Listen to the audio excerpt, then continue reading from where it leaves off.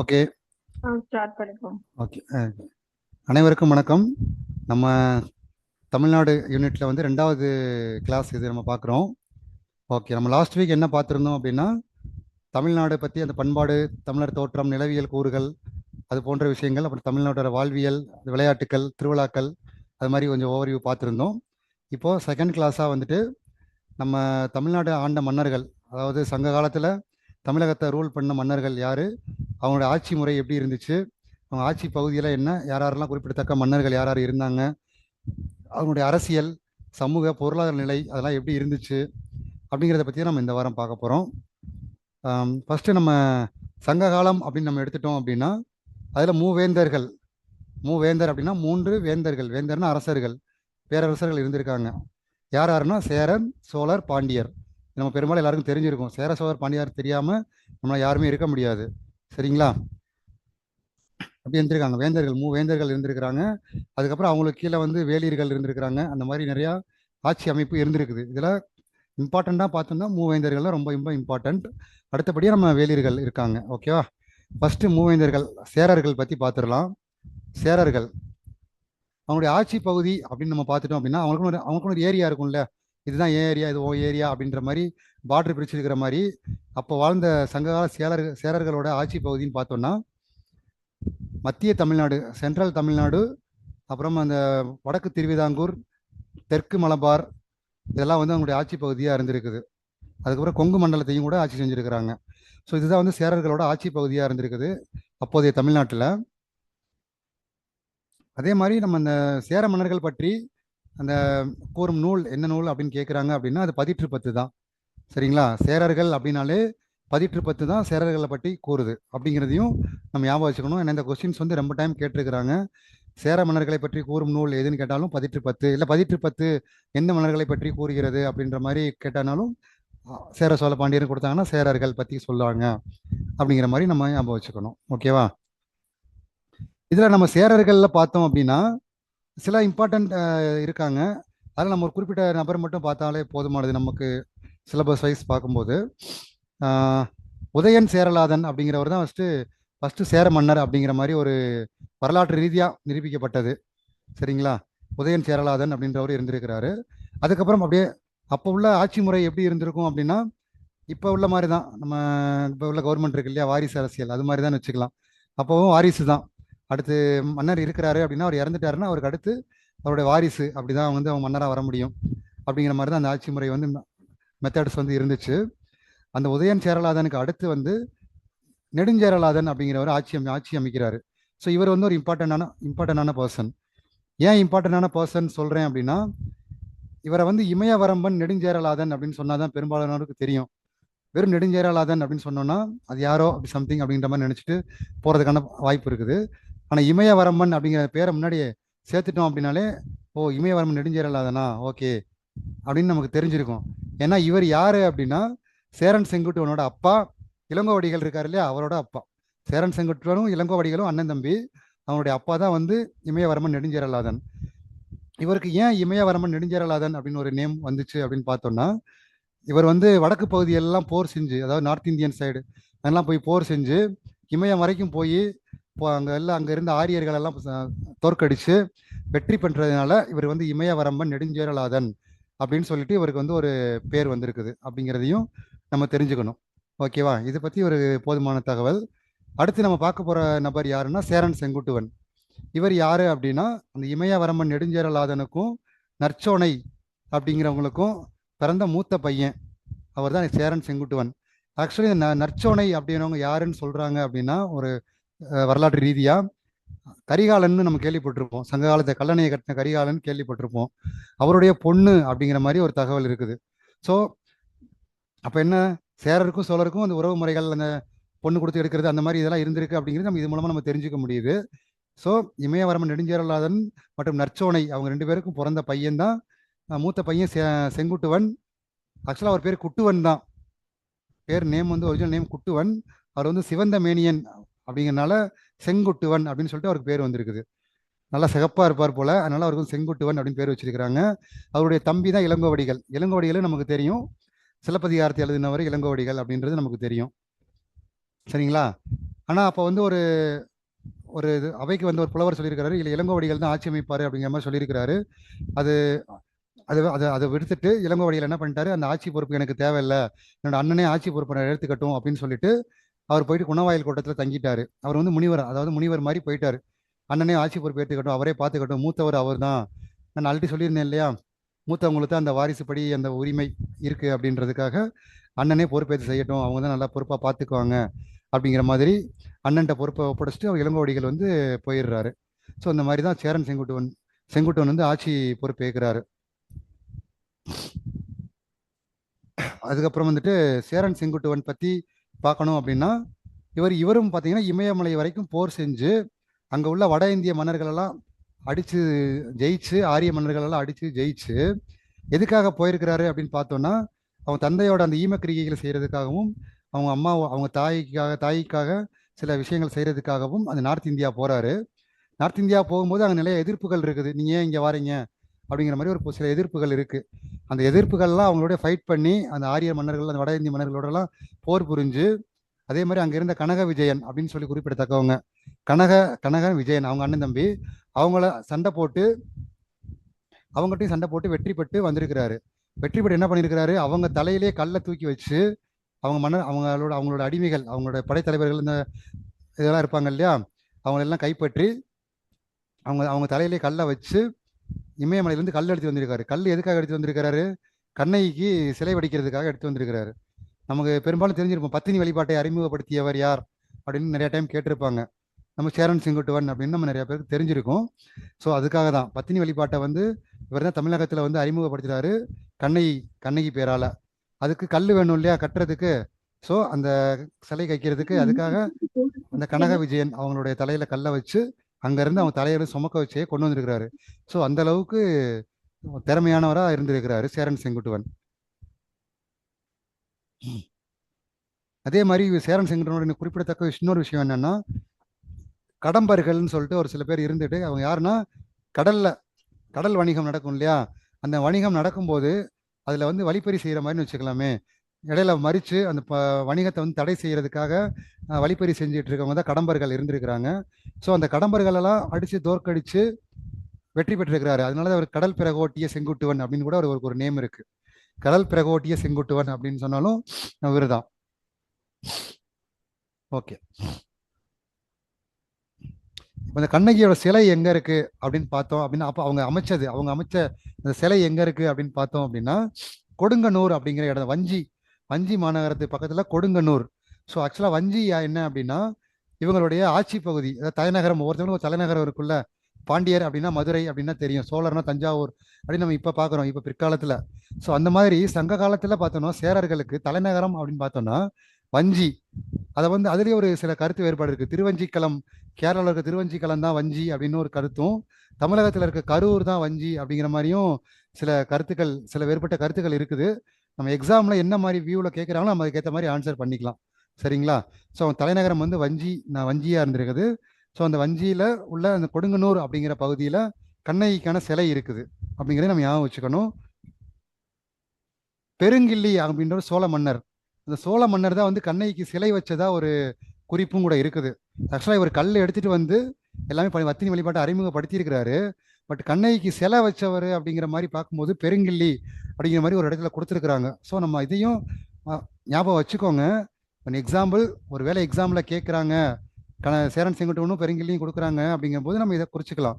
இல்லை யாரோ ஒருத்தர் மட்டும் கொடுக்குறாங்க அப்படிங்கிறப்ப நம்ம அதுக்கேற்ற மாதிரி ஆல்ட்ரு பண்ணிக்கலாம். ஸோ இந்த மாதிரி சில இடங்களில் சில விதமான மாற்று அந்த குறிப்புகள்லாம் இருக்குது, அதையும் நம்ம கொஞ்சம் பார்த்துக்க வேண்டி இருக்குது. அதே மாதிரி இந்த சேரன் செங்குட்டுவன் வந்து அதிராஜன் அப்படின்னு சொல்லி கூட ஒரு பட்டம் கொடுத்துருக்குறாங்க. அதிராஜன் அப்படின்னு சொல்லி இவருக்கு வந்து ஒரு நேமும் கூட இருந்திருக்குது அப்படிங்கிறதையும் நம்ம பார்க்கணும். அதே மாதிரி சேர மன்னர்களே ரொம்ப சிறந்த மன்னர் அப்படின்னு பார்த்தோம்னாலே அது இவர் தான், சேரன் செங்குட்டுவன் தான். இவரை காட்டியும் வேற யாரும் பெரிய அளவுக்கு இல்லை, நிறைய போர் செஞ்சிருக்காரு, வேலிர்களை சோக்கடிச்சிருக்கிறாரு. அப்படிங்கிறதுனால இவரை தான் வந்து ரொம்ப சிறந்த மன்னராக வந்து இருந்திருக்கிறாரு அப்படிங்கிறது நமக்கு தெரிஞ்சுக்க வேண்டிய ஒரு விஷயம். அதே மாதிரி பெருஞ்சேரல் இரும்பொறை அப்படின்னு ஒரு சேர மன்னர் ஒருத்தர் இருந்திருக்கிறாரு. அவர் என்ன பண்ணியிருக்காருன்னா தகடூர் அதியமான் அப்படின்னு பார்த்தோம் இல்லையா, போன கிளாஸ்ல பார்த்துருப்போம். அந்த அதியமான் தகடூர் வந்து இப்போ இப்போதைய தருமபுரி அப்படின்னு சொல்லுவாங்க. அந்த பகுதியை ஆட்சி செஞ்ச அதியமான தோற்கடிச்சதுனால இவர் வந்து இவர் பெருஞ்சேரல் இரும்பொறை அப்படின்னு ஒருத்தர் இருக்கு சோழ சேர மன்னர்ல இருந்திருக்கிறாரு அப்படிங்கிறதையும் நம்ம தெரிஞ்சுக்கணும். இதில் நம்ம தெரிஞ்சுக்க வேண்டியது என்னது, அவர் யாரை ஜெயிச்சாரு, எந்த ஊர் ஆண்டவரை ஜெயிச்சாரு அப்படிங்கிறது. தகடூரை ஆண்ட அதியமானை வெற்றி பெற்றவர் யார் அப்படின்னாங்கன்னா பெருஞ்சேரல் இரும்பொறை அப்படிங்கிறதையும் நம்ம தெரிஞ்சுக்கணும். அதே மாதிரி இப்போ சேர மன்னர்களோட ஆட்சி காலத்தில் நாணயங்கள் பப்ளிஷ் பண்ணியிருக்கிறாங்க. காயின்ஸ் எல்லாருமே பொதுவாக பப்ளிஷ் பண்ணுறது தான். ஸோ இவங்களுமே கூட நாணயம் பப்ளிஷ் பண்ணியிருக்காங்க. அதில் இவங்களோட சின்னமான வில் அம்பு, சேரர்களோட சின்னம் வந்து வில் அம்பு, அந்த வில் அம்பு இருக்கிற மாதிரி நாணயங்களில் வந்து பப்ளிஷ் பண்ணியிருக்காங்க அப்படிங்கிறதையும் நம்ம தெரிஞ்சுக்கணும்.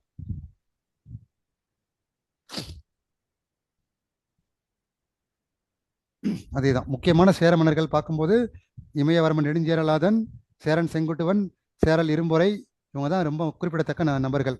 நம்ம இது தெரிஞ்சிட்டாலே போதும், எல்லாரையும் நம்ம தெரிஞ்சுக்கணும்னு அவசியம் இல்லை. நம்ம எக்ஸாமை பொறுத்தளவுக்கு ஃபர்ஸ்ட் லாஸ்ட் பெஸ்ட். ஸோ இதுதான், இதை எப்பயும் மறந்துடாதீங்க. ஃபர்ஸ்ட் லாஸ்ட் பெஸ்ட், இதை மட்டும் நம்ம தெரிஞ்சுக்கிட்டாலே போதும். கொஞ்சம் மியூட் பண்ணிக்கோங்க, ஓகேங்களா? ஃபர்ஸ்ட் யார் ஆட்சி செஞ்சாங்க, லாஸ்ட் யார் ஆட்சி செஞ்சாங்க, பெஸ்ட் யாரு அப்படிங்கிறது மட்டும் தெரிஞ்சுக்கோங்க, சரிங்களா? அதே மாதிரி சேரர்களுக்கு வழங்கப்பட்ட பட்டங்கள் என்னென்ன மாதிரி பட்டங்கள், அவங்களுக்கு வந்து என்ன மாதிரி பட்டங்கள் கொடுத்தாங்க அப்படிங்கிறது.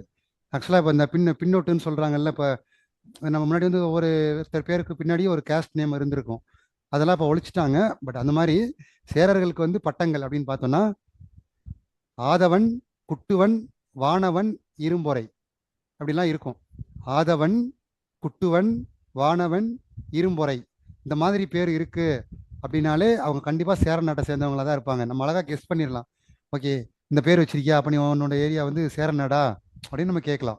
இது வந்து நல்ல விஷயம், ஓகேவா? Just a minute.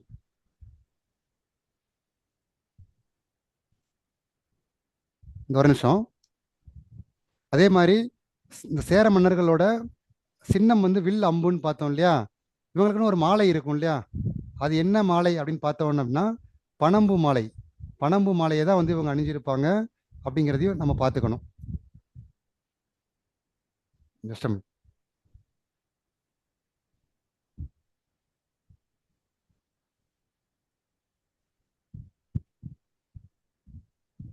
அதே மாதிரி சேரர்களில் வந்து நம்ம ஃபர்ஸ்ட் லாஸ்ட் பெஸ்ட் அப்படின்னு பார்த்தோம் இல்லையா, அதுல வரலாற்றுப்படி பார்க்கும்போது ஃபர்ஸ்ட் மன்னர் யாருன்னு பார்த்தோம்னா உதயன் சேரலாதன். நான் சொன்ன மாதிரி தான் உதயன் சேரலாதன் அப்படின்னு தான் ஃபர்ஸ்ட் சேர மன்னரா அடையாளம் காணப்படுறாரு. அதுல சேர ஃபர்ஸ்ட்டுக்கு பார்த்துட்டோம். அடுத்து பெஸ்ட்டுன்னு பார்த்தோம் அப்படின்னா சேரன் செங்குட்டுவன், சரிங்களா? அடுத்து லாஸ்ட் யானை கச்சேரல் இரும்பொறை அப்படிங்கிறவர் தான் லாஸ்ட் மன்னரா, அதாவது வரலாற்று ரீதியாக, அதாவது நூல்கள் அடிப்படையில் தான் நம்ம பார்க்குறோம் இருந்திருக்கலாம் அப்படிங்கிற மாதிரி சொல்றாங்க. ஃபர்ஸ்ட் வந்து உதயன் சேரன்லாதன், அடுத்து பெஸ்ட் வந்து சேரன் செங்குட்டுவன், லாஸ்ட் வந்து யானை கச்சேரன் பெருஞ்சேரல் சேரல் இரும்பொறை அப்படின்னு கொடுத்துருக்குறாங்க, சரிங்களா? ஸோ ஃபர்ஸ்ட் பெஸ்ட் லாஸ்ட் இது நல்லா தெரிஞ்சுக்கணும், ரைட்டா? அடுத்து நம்ம வந்து சோழர்கள் பத்தி பார்க்கலாம். இவங்களோட ஆட்சி பகுதி பார்த்தோம் அப்படின்னா வேங்கடமலை வரை இருந்திருக்கு அப்படின்னு சொல்றாங்க. வேங்கடமலை அப்படின்னா திருப்பதி வரைக்கும் இருந்திருக்கு அப்படின்னு நம்ம புரிஞ்சுக்க வேண்டியது அர்த்தம்.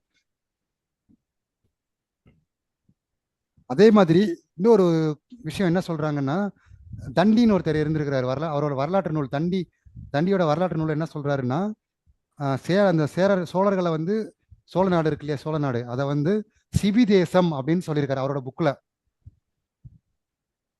அவர் என்ன நூல்ல சொல்றாருன்னா தசகுமார வரலாறு அப்படிங்கிற நூல்ல வந்துட்டு தண்டி எழுதினவர் யாருன்னா தண்டி. அவர் என்ன சொல்றாருன்னா சோழ தேசத்தை சிபி தேசம் அப்படின்னு சொல்றாரு அப்படிங்கிறத நம்ம தெரிஞ்சுக்கணும்.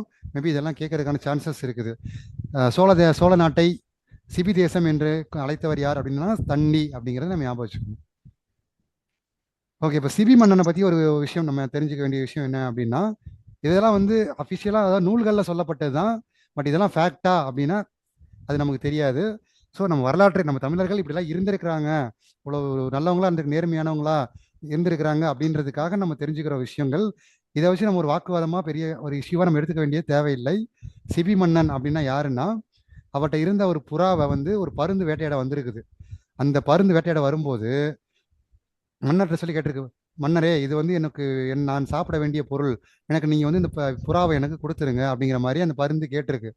அதுக்கு சிபி சக்கரவர்த்தி சொன்னாராம், இல்ல இந்த புறாவுக்கான எடை என்னவோ அதுக்கு ஏற்ற என்னோட சதையை நான் தர்றேன், நீ சாப்பிட்டுக்கோ, உனக்கு தேவை உணவு தானே, நான் புறாவை விட்டுரு அப்படிங்கிற மாதிரி. அதாவது அதோட இரக்க குணம், அந்த பிற உயிர்கள் மேலும் இரக்கம் காமிச்சிருக்காங்க தமிழ் மன்னர்கள் அப்படிங்கிற ஒரு ஒரு வரலாற்று குறிப்புக்காக நம்ம இதை தெரிஞ்சுக்கணும். அந்த பருந்து மூலம் பருந்துட்டு இருந்து இது புறாவை காப்பாற்றி தன்னுடைய சதையை வந்து ஈடாக கொடுத்து அந்த புறாவை காப்பாற்றினவர் தான் சிபி சக்கரவர்த்தி. சரிங்களா? அதனால தான் அவர் சிபி தேசம் அப்படின்னு கூட சொல்கிறாங்க. இது மாதிரிலாம் புறநானூறு, சிலப்பதிகாரம் அது போன்ற அந்த நூல்கள் எல்லாம் வந்து இது மாதிரி விஷயங்கள்லாம் வந்திருக்கும். கண்ணகி கூட சொல்லுவாங்க, பாண்டியன்கிட்ட போய் பேசும்போது, அவங்க என் கணவன் கல்வன் அல்லன்னு சொல்லும்போது, நான் யாரு எங்கேருந்து வந்திருக்கேன் அப்படின்னு பேசும்போது, இந்த மாதிரி என்னுடைய நாடு இப்படி வளம் வாய்ந்தது, என்னுடைய மன்னர்கள்லாம் இப்படி இருந்தாங்க அப்படி இருந்தாங்க சொல்லிட்டு அவனுடைய பழம் பெருமையெல்லாம் சொல்லும்போது கூட இந்த சிபி சக்கரவர்த்தி பற்றிலாம் கண்ணகி சொல்லியிருப்பாங்க பாண்டியன் நெடுஞ்செழியன்ட்ட. சரிங்களா? ஸோ அந்த அளவுக்கு ரொம்ப குறிப்பிடத்தக்க வாய்ந்தவர். அந்த தராசிலே ஏறி அவர் தன்னுடைய உயிரையே மாச்சுக்கிட்டாரு அப்படிங்கிற மாதிரியே சொல்றாங்க சிபி சக்கரவர்த்தி.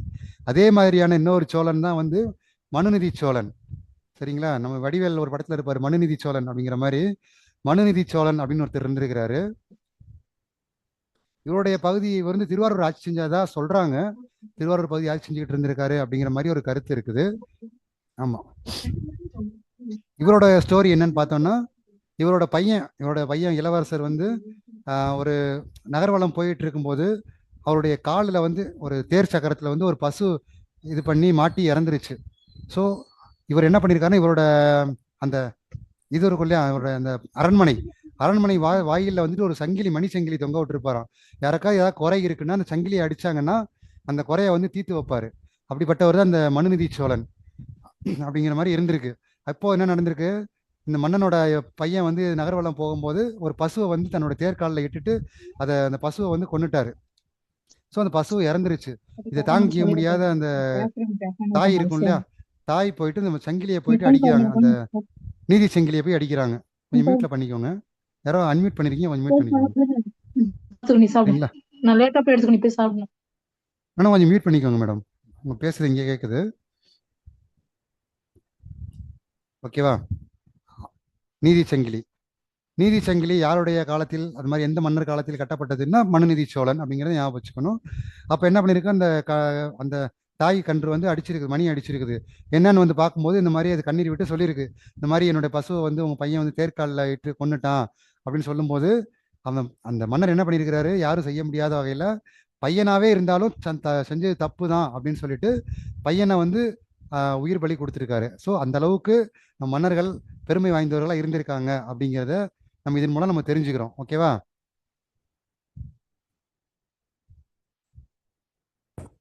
அதே மாதிரி இவங்களுடைய ஆட்சி பகுதி, சோழர்களோட ஆட்சி பகுதி பார்த்தீங்கன்னா காவேரி கலிமுக பகுதி தான். அந்த திருச்சி, தஞ்சாவூர், ஸோ இந்த ஓரியன்டான இந்த பிளேசஸ் தான் வந்துட்டு சோழர்களோட ஆட்சி பகுதியாக இருந்திருக்குது. அதே மாதிரி அப்போ அதில் குறிப்பிடத்தக்க தலைவர், அதாவது தலைவர்னு சொல்கிறக்காடி மன்னர் அப்படின்னு சொல்லணும். அப்போ இந்த சங்க காலத்தில் உள்ள சோழர்கள்ல சிறந்த மன்னர் யாருன்னு பார்த்தோம் அப்படின்னா கரிகாலன். ஓகேவா? கரிகாலன் தெரியாத ஆள் யாருமே இருக்க முடியாது. இவர் தான் கல்லணையை கட்டினவர். சரிங்களா? கல்லணை கரிகாலனால் கட்டப்பட்டது அப்படின்னா நிறைய செய்வினை செய்யப்பாட்டு வினை எல்லாம் படிச்சிருப்போம்.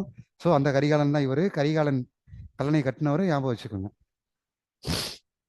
இவருடைய முக்கியமான போர் என்னன்னு பார்த்தோம் அப்படின்னா, சேரர்கள், பாண்டியர்கள் மற்றும் 11 வேளிர் குல தலைவர்களை வந்து தஞ்சாவூருக்கு அருகே உள்ள வெண்ணி அப்படிங்கிற இடத்துல போர் செஞ்சு வெற்றி பெற்றிருக்கிறார். வெண்ணி போர்ல வந்து வெற்றி பெற்றிருக்கிறாரு. இவரும் அவ்வளவு சீக்கிரமா வந்து ஆட்சி பொறுப்பெல்லாம் ஏற்றுக்க முடியல. இவருக்கும் நிறைய எதிர்ப்புகள், சின்ன பையன் நீ எல்லாம் என்ன எப்படி ஆட்சி செய்ய போற அப்படின்னு சொல்லிட்டு ரொம்ப எதிர்ப்புகள்லாம் இருந்திருக்குது. அந்த எதிர்ப்புகள்லாம் தாண்டி தான் இவரும் வந்து ஆட்சி பொறுப்பை ஏற்றிருக்கிறாரு.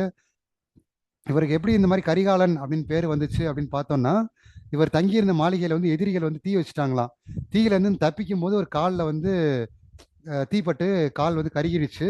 ஸோ அதனால காலன் அப்படின்னா யமனையே வென்றுட்டு வந்துட்டாரு. ஸோ கரிகாலன் அப்படின்னு அந்த பேர் வந்ததா ஒரு பேர் காரணம் இருக்கு. ஆக்சுவலா இவருடைய இயற்பெயர் அப்படின்னு பார்த்தோம்னா திருமாவளவன். இவருடைய இயற்பெயர் என்னன்னா திருமாவளவன் தான் இவருடைய இயற்பெயர். அவர் தான் கரிகாலன். கேட்கலாம், திருமாவளவன் என்ற இயற்பெயர் கொண்டவர் யார் அப்படின்னா கரிகாலன், கரிகால் பெருவளத்தான் அப்படின்னு சொல்லுவாங்க. இவர் தான் சோழர்களே ரொம்ப சிறந்த மன்னர். இவர் என்ன பண்ணியிருக்காருன்னா, அங்க இருந்த காடுகள் எல்லாத்தையும் அழிச்சு அதை வந்து விவசாயம் செய்யக்கூடிய வகையில் நல்ல ஒரு அக்ரிகல்ச்சரல் லேண்டாக மாற்றிருக்கிறாரு. ஏன்னா கல்லணை கட்டினார் இல்லையா, நீர் பாசனத்துக்குலாம் நீர் வசதியெல்லாம் செஞ்சு கொடுத்துருக்காரு இல்லையா. ஸோ அங்கே இருந்த காட்டு பகுதியெல்லாம் அழித்து நல்ல ஒரு நீர் பாசன வசதியெல்லாம் செஞ்சு கொடுத்து விவசாய நிலங்கள் நிறையா உருவாக்கி இருக்கிறாரு அப்படிங்கிறத நம்ம தெரிஞ்சுக்கணும். இவங்களுக்கு வந்து இப்போ என்னன்னா, பெரும்பாலும் சோழ நாட்டில் நிறைய துறைமுகம் இருந்திருக்கு. பூம்புகார் தான் அவங்களோட மெயின் துறைமுகம். காவேரி பூம்பட்டினம்னு சொல்லுவாங்க. நிறைய ஃபாரினர்ஸ் எல்லாம் வந்துட்டு வெளிநாட்டவர் வந்து நிறைய வியாபாரம் செய்யும். ஏன்னா கடல் பகுதி இல்லையா, அதனால நாகப்பட்டினம் அந்த மாதிரி இதெல்லாம் கடல் பகுதி இல்லையா, அந்த வழியாக வந்துட்டு வியாபாரம் பண்ணுறதுக்காக நிறைய ரோம், கிரேக்கம், இந்த மாதிரி இலங்கை, ஸ்ரீலங்கா மாதிரி நாட்டிலலாம் நிறையா வந்து வியாபாரிகள் வந்து போயிருக்கிறாங்க. ஸோ அதனால் இவங்களுடைய துறைமுக நகரம் எதுன்னு பார்த்தோம் அப்படின்னா பூம்புகார். இவங்களுடைய தலைநகரம், அதாவது சங்ககால சோழர்களின் தலைநகரம் அப்படின்னு பார்த்தாங்கன்னா தஞ்சாவூர் கிடையாது, உறையூர்.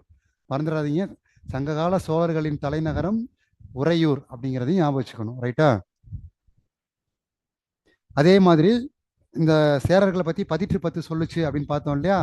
சோழர்களை பற்றி என்ன நூல் சொல்லுது அப்படின்னா பட்டினப்பாலை சொல்லுது. பட்டினப்பாலை வந்து சோழர்களை பற்றி சொல்லுது. அது அந்த வாணிபம் நடந்த அந்த கரிகாலன் காலத்தில் நடந்த அந்த வாணிபம், அந்த இம்போர்ட் எக்ஸ்போர்ட், அது மாதிரியான விஷயங்கள், அங்கே வாழ்ந்த மக்களோட வாழ்க்கை முறை எல்லாமே பற்றி பட்டினப்பாலை நிறையா பேசுது. நம்ம லாஸ்ட் கிளாஸ்லையும் பார்த்துருந்தோம். அப்புறம் கல்லணை பற்றி பார்க்கலாம், ஒரு பேசிக் சின்ன இன்ஃபர்மேஷன். இது பார்த்தீங்கன்னா 1080 அடி நீளம், 40 to 60 அடி அகலம், 15 to 18 அடி உயரம் இருந்ததா சொல்றாங்க. அதாவது 1080 அடி நீளம், 40 to 60 அகலம், 40 to 60 அடி அகலமும் 15 to 18 அடி உயரம் வந்து இருந்திருக்கு அப்படின்னு சொல்லிட்டு இந்த கல்லணை பற்றி இருக்குது. ஓகேவா? இது வந்து முழுக்க வந்து கற்களாலே கட்டியிருக்காங்க. ஸோ அதுதான் வந்து அந்த காலத்தில் பெரிய வேலைப்பாடு. சரிங்களா? களிமண்ணால் செஞ்சு அந்த கால கற்களாலே கட்டி இன்னமும் வந்து அசையாமல் இருக்குது அப்படின்னு சொல்கிறாங்க இல்லையா. தஞ்சை பெரிய கோயில் எப்படி 1000 வருஷம் தாண்டி இன்னும் நிலை நிற்கிது அப்படிங்கிற மாதிரி இந்த கல்லணை வந்து இன்னும் நல்லா நிற்கிது அப்படிங்கிறது நம்ம ஒரு பெருமைக்குரிய விஷயம். இது அப்போதைய பகுதிக்கு வந்து 69 ஏக்கர் நிலத்துக்கு வந்து இது வந்து இந்த விவசாய நிலத்துக்கு வந்து நீர்ப்பாசன அந்த வசதியை வந்து வழங்கியிருக்கு இந்த கல்லணை அப்படிங்கிறது தெரிஞ்சுக்கணும். எத்தனை ஏக்கர்? 69 ஏக்கர் நிலத்துக்கான அந்த விவசாயத்துக்கு தேவையான நீரை வந்து கொடுத்துருக்குது கல்லணை. அதே மாதிரி நம்ம சேரர்கள்லாம் ஃபஸ்ட்டு பெஸ்ட்டு லாஸ்ட்டு பார்த்தோம் இல்லையா, அதே மாதிரி சோழர்களையும் ஃபஸ்ட்டு பெஸ்ட்டு லாஸ்ட்டு பார்த்துடலாம்.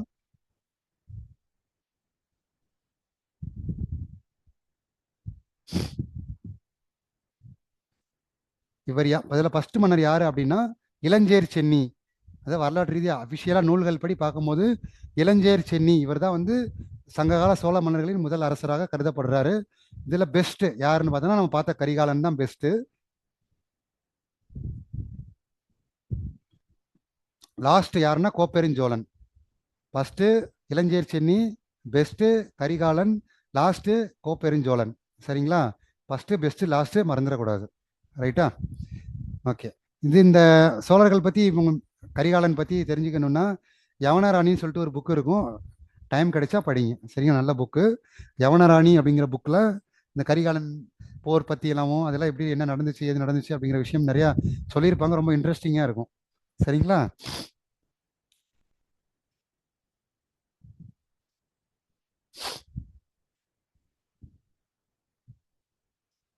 ஓகே.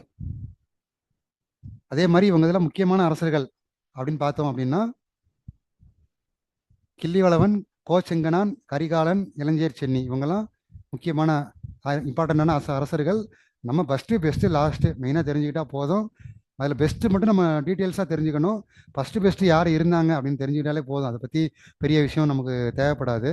ஏன்னா நம்ம அடுத்து ஆட்சி பகுதி, அந்த சமூக அரசியல், பொருளாதாரம் அதுதான் நமக்கு மெயினே தவிர்த்து மன்னர்களை பற்றி ரொம்ப டீட்டெயில்டாக ரொம்ப டெப்த்தாலாம் போயிட்டு நம்ம இது பண்ணணும்னு அவசியம் இல்லை. பெஸ்ட்டு யாரோ அவங்கள பற்றி கொஞ்சம் டீட்டெயிலாக தெரிஞ்சுக்கிறது நமக்கு நல்லதாக இருக்கும். சரியா? அதே மாதிரி பட்டங்கள், இவங்களுக்கும் சில பட்டங்கள் எப்படி மேலே வந்து சேரர்களுக்கு ஆதவன், குட்டுவன், இரும்பொறை அப்படிலாம் பேர் பார்த்தோம்ல, அது மாதிரி சோழர்களுக்கும் சில பட்ட பேர் வேணும்ல. சென்னி, செம்பியான், கிள்ளிவளவன் இந்த மாதிரிலாம் பேர் வச்சிருக்கிறாங்க. சென்னி, செம்பியான், கிள்ளி வளவன் அந்த மாதிரி. ஓகேவா? இது மாதிரியான பேர்கள் தான் இவங்களுக்கு இருந்திருக்கு. இவங்களுடைய சின்னம் என்னன்னு பார்த்தோம்னா புலி சின்னம். இது பெரும்பாலானவங்களுக்கு தெரிஞ்சிருக்கும். இவங்களுடைய நாணயங்கள்லையும் வந்து இவங்க புலி சின்னத்தை பதிப்பிச்சிருப்பாங்க அப்படிங்கிறது நமக்கு தெரியும். இவங்களுடைய சின்னம் புலி சின்னம். இவங்களுடைய மாலை வந்து ஆத்தி மாலை. ஆத்தி மாலை. ஓகேவா? அடுத்து நம்ம பார்க்க போகிறது பாண்டியர்கள். இவங்களுடைய ஆட்சி பகுதி சவுத் தமிழ்நாடு, மதுரை தான். ரைட்டா? மதுரை தான், மறந்துடாதீங்க. இவங்க காலத்தில் தான் நம்ம சங்கம் வளர்த்து சங்கம் வச்சு தமிழை வளர்த்தாங்க அப்படின்னு பார்த்தோம் இல்லையா? ஸோ அவங்க நிறைய புலவர்களையும் அறிஞர்களையும் ஆதரிச்சிருக்கிறாங்க பாண்டியர்கள் அப்படிங்கிறது நமக்கு பேசிக்காக தெரியும். ஓகேவா? இப்போ அந்த நெடுஞ்செழியன் ஒருத்தர், தலையாலங்கானத்து நெடுஞ்செழியன் அப்படின்றது. தலையாலங்கானம் போரில் தான் வந்து நிறைய வேளிர்கள் மன்னர்களையும் சோழர்களையும் பாண்டியர்களையும் வெற்றி பெற்றதுனால ஒரு சின்ன பையனா இருந்து சின்ன வயசுலேயே வெற்றி பெற்றதுனால இவர் தலையாலங்கானத்து நெடுஞ்செழியன், வென்ற நெடுஞ்செழியன் அப்படின்னு சொல்லுவாங்க. ஸோ அதை நம்ம தெரிஞ்சுக்கிட்டா போதும். அதே மாதிரி ஆரிய படை கடைந்த நெடுஞ்செழியன் அப்படின்னு ஒருத்தர் இருந்திருக்கிறாரு. ஆரிய படை கடைந்த நெடுஞ்செழியன், அதே பாருங்க, ஆரிய படை. அவரும் வழக்கம் போல நார்த்தில் போயிட்டு ஆரியர்களை வென்று ஜெயிச்சதுனால ஆரிய படை கடந்த நெடுஞ்செழியன் அப்படின்னு ஒருத்தர். அவர் தான் யாரு அப்படின்னா, யானோ அரசன் யானை கல்வன் அப்படின்னு சொல்லிட்டு கண்ணைக்கு தவறான தீர்ப்பு வழங்கியதுக்காக தன்னைத்தானே மாய்த்து கொண்டவர். அவர் தான் ஆரியப்படை கடந்த நெடுஞ்செழியன். அவரோட மனைவி வந்து கோப்பெருந்தேவி. ஓகேவா?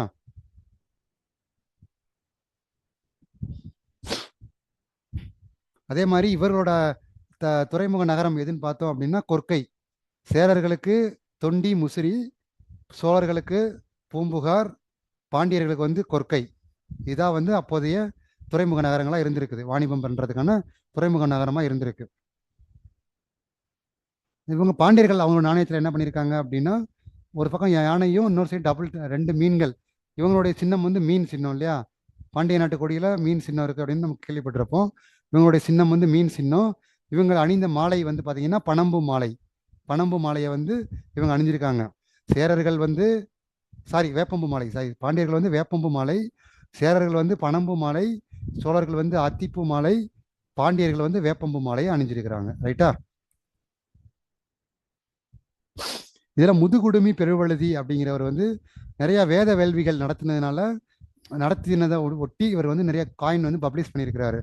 அப்போதைய காயின்கள் அப்படின்னா செம்பு நாணயங்கள் தான் இருந்திருக்கு. செம்பு, ஈயம் அந்த மாதிரி தான் நிறைய பப்ளிஷ் பண்ணியிருக்கிறாங்க.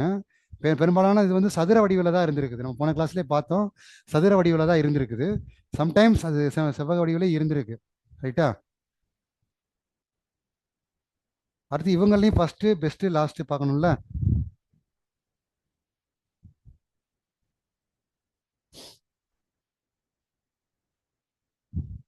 நெடியோன் அப்படிங்கிறவர் தான் வந்து ஃபர்ஸ்ட் மன்னர் அப்படின்னு சொல்றாங்க. சரியா? வரலாற்று ரீதியாக சொல்லும்போது நெடியோன் அப்படிங்கிறவர் தான் ஃபர்ஸ்ட் மன்னர். சிறந்த அரசன் யாருன்னு பார்த்தோம்னா தலையாலங்கானத்து வென்ற நெடுஞ்செழியன் சொன்னேன் இல்லையா? அவர் தான். இன்னும் ஒரு மிக சின்ன வயசுலேயே வந்து சேரர்களையும் சோழர்களையும் வெற்றி பெற்று ஆட்சி பொறுப்பேற்றனால இவர் தான் ரொம்ப பெஸ்ட் அப்படின்னு சொல்றாங்க.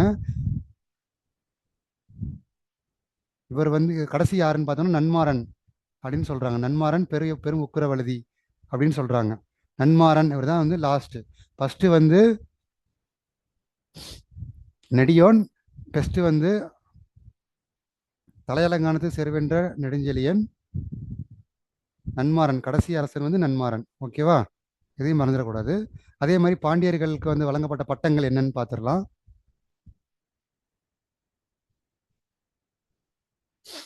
பட்டங்கள் எப்படி சேரர்களுக்கு வந்து ஆதவன், குட்டுவன்லாம் பார்த்தோம், அது மாதிரி சோழர்களுக்கு வந்து செம்பியான், பலவன் அது மாதிரிலாம் பார்த்தோம். அதே மாதிரி பாண்டியர்களுக்கு மாறன், வழுதி, தென்னன், செலியன்.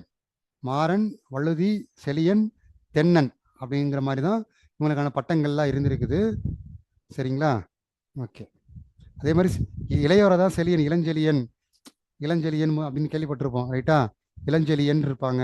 அதே மாதிரி சேரர்களை பார்த்தீங்கன்னா பெருஞ்சேரல் இரும்பொறை, இளஞ்சேரல் இரும்பொறை, அந்த மாதிரி இரும்பொறை அப்படி இருப்பாங்களா, இளஞ்சேரல். அவங்களுக்கு அந்த மாதிரி பட்ட பேர். சோழர்களுக்கு வந்து இந்த கிள்ளி, வளவன் அந்த மாதிரிலாம் பேர் இருந்திருக்குது. ஓகேவா?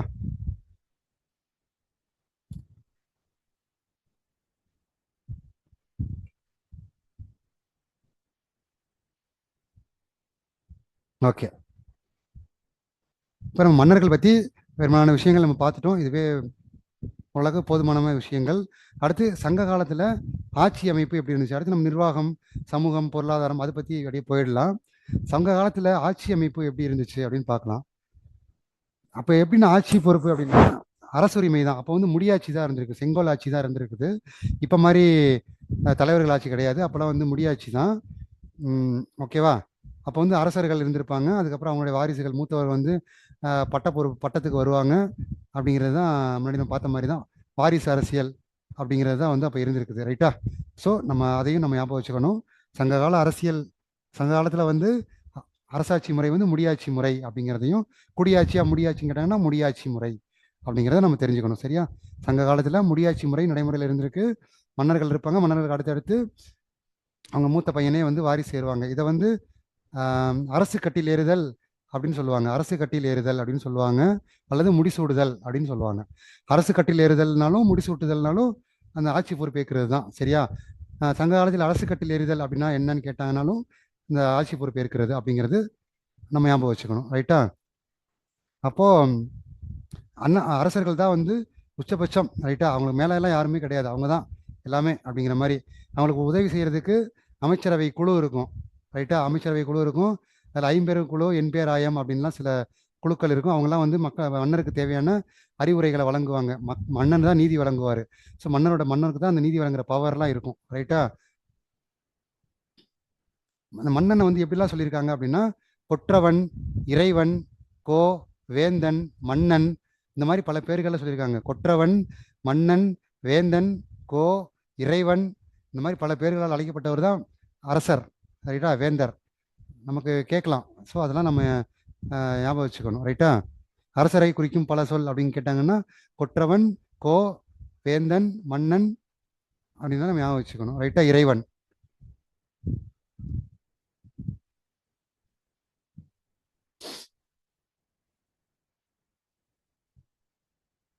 அதே மாதிரி சோழர்களை வந்து, அதாவது மூத்தவங்களை வந்து வாரிசாக இருப்பாங்க. இளையவங்க இருக்காங்க பார்த்தீங்களா, அவங்கள வந்து சோழர்களை பொறுத்தளவுக்கு இளங்கோ அப்படின்னு சொல்லுவாங்க. இளங்கோ அப்படின்வாங்க. பாண்டியர்களை வந்து செழியன் அப்படின்வாங்க. ரைட்டா? சேரர்கள் வந்து சேரல், இளஞ்சேரல், இளஞ்சேரல் அப்படின்னு சொல்லுவாங்க இல்லையா, அது மாதிரி சேரர்கள் வந்து இளஞ்சேரல், சோழர்கள் வந்து இளங்கோ, பாண்டியர்கள் வந்து செழியன் அப்படின்னு சொல்லுவாங்க. ரைட்டா? இதையும் ஞாபகம் வச்சுக்கோங்க. கேட்கலாம், இளையவர்கள் வந்து எப்படி சொல்லுவாங்க அப்படின்னு கேட்டாலும் நம்ம இந்த மாதிரி ஞாபகம் வச்சுக்கணும். ரைட்டா?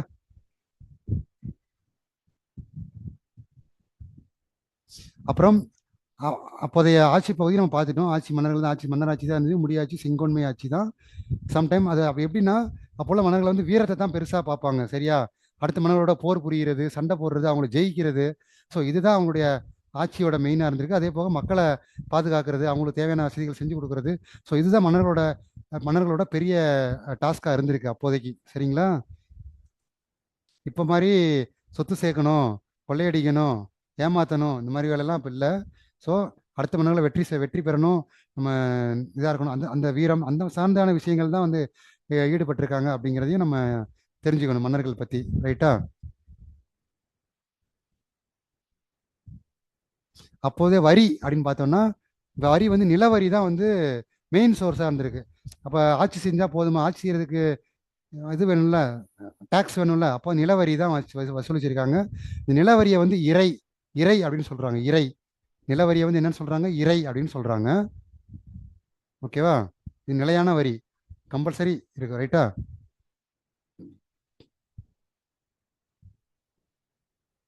அதே மாதிரி இந்த நிலவரி சொல்லிட்டோம். அதே மாதிரி சுங்க வரியும் இருந்திருக்கு. இது என்ன சுங்க வரி எதுக்குன்னா, இம்போர்ட் எக்ஸ்போர்ட் பண்ணுறோம்ல, வாணிபம் பண்ணுறோம்ல, ஏற்றுமதி இறக்குமதி இருக்கு இல்லையா, அதுக்கான வரி தான் வந்து சுங்க வரி வசூலிச்சிருக்கிறாங்க. அதே மாதிரி எதிரிகளை தோக்கடிச்சு இது பண்ணுறாங்கல்ல, அவங்களாம் வந்து கப்பம் கட்ட வச்சிருக்கிறாங்க.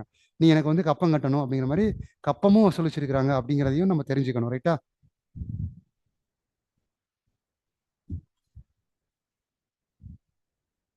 அதே மாதிரி ஒற்றர்கள் வச்சிருக்கிறாங்க. ஒற்றர்கள் எதுக்கு வச்சிருக்கிறாங்க அப்படின்னா, வெளிநாட்டில் போயிட்டு என்ன நடக்குதுன்னு சொல்லிட்டு வேவு பார்க்கறதுக்கு. நம்ம எப்படி இப்போ ரா இருக்கு, ஆக்சுவலாக ஒற்றர் மாதிரி தான் ரா இருக்கு இல்லையா, நமக்கு இந்தியாவுக்கு ஒரு ரா இருக்கு, மொசாட், அந்த மாதிரிலாம் கேள்விப்பட்டிருப்போம். அது மாதிரி நம்ம தமிழகத்தில் வந்து அந்த காலத்தில் என்ன பண்ணியிருக்கிறாங்க, வேறு நாட்டு மன்னர்களை பற்றி தெரிஞ்சுக்கிறதுக்கு ஒற்றர் வந்து அமைச்சிருப்பாங்க. நம்ம 23ஆம் புலிகேசி படத்தில் பார்த்துருப்போம். அது மாதிரி தான் ஒற்றர். அவர் போயிட்டு வெளிநாட்டில் நடக்கிறது, வெளியூர் நடக்கிறதெல்லாம் பார்த்துட்டு வந்து மன்னருக்கு தகவல் சொல்லுவார். அது மாதிரி இருப்பாங்க, ஒற்றர்கள் இருந்திருக்கிறாங்க. அதே மாதிரி தூதுவர்களும் இருந்திருக்கிறாங்க. தூதுவர்கள் எதுக்கு இருந்திருக்கிறாங்கன்னா, இங்கேருந்து அங்கே இன்ஃபர்மேஷனை பாஸ் பண்ணுறதுக்கு. இங்கே உள்ள மன்னர் போய் அங்கே போய் சொல்கிறது, அங்கே இருக்கிறது இங்கே சொல்கிறது. அது மாதிரி நிறைய புலவர்கள், அவையாரே கூட ஒரு தூதுவராக செயல்பட்டுருக்கிறாரு அப்படிங்கிறது நமக்கு கேள்விப்பட்டிருப்போம். ரைட்டா? இந்த மாதிரி புலவர்களையும் வந்து தூதுவர்களாக பயன்படுத்தியிருக்கிறாங்க. தூதர்கள், ஒற்றர்கள் அது மாதிரிலாம் இருந்திருக்கிறாங்க. சரியா? ஒற்றர்கள் வந்து ஒட்டு அறியறதுக்கு என்ன ஒட்டு கேட்குறியா அப்படின்னு சொல்கிறோம் இல்லையா, பேசுறது ஒட்டு கேட்குறியா. ஸோ அதுலேருந்து வந்ததா ஒட்டர் ஒட்டர் அப்படிங்கிறது. ரைட்டா?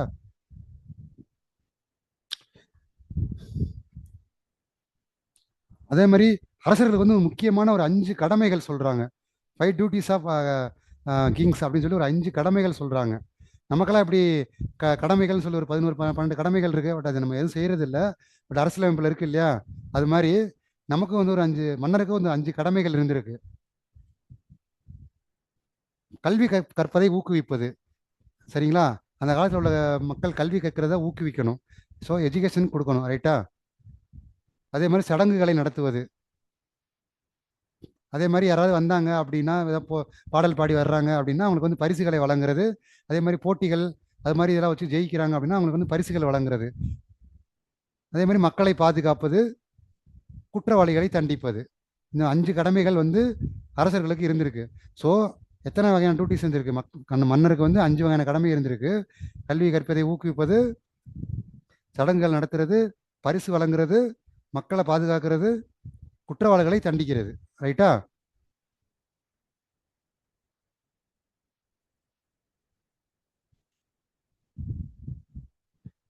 அதே மாதிரி படை. அப்போ உள்ள படை எப்படி இருக்குன்னா, போர் படை இருக்கு இல்லையா, போர் படையெல்லாம் வந்து இப்போ மாதிரி வெப்பன்ஸ் எல்லாம் குண்டு அணுகுண்டு அது மாதிரிலாம் கிடையாது.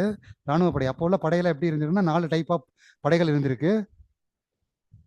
காலாட்படை, குதிரைப்படை, யானைப்படை, தேர்ப்படை. சரிங்களா? அப்போ உள்ள படை வந்து எப்படி இருந்திருக்குன்னா காலாட்படை, குதிரைப்படை, யானைப்படை, தேர்ப்படை. ரைட்டா? இதை வச்சு தான் மன்னர்கள் அந்த காலத்தில் போர் செய்யறதுக்கு இந்த போர் படையை தான் யூஸ் பண்ணியிருக்காங்க. 4 வகையான படைகள் இருந்திருக்கு அப்படிங்கிறதையும் நம்ம தெரிஞ்சுக்கணும். படைத்தலைவனை வந்து தானே தலைவன் அப்படின்னு சொல்லுவாங்க. ரைட்டா?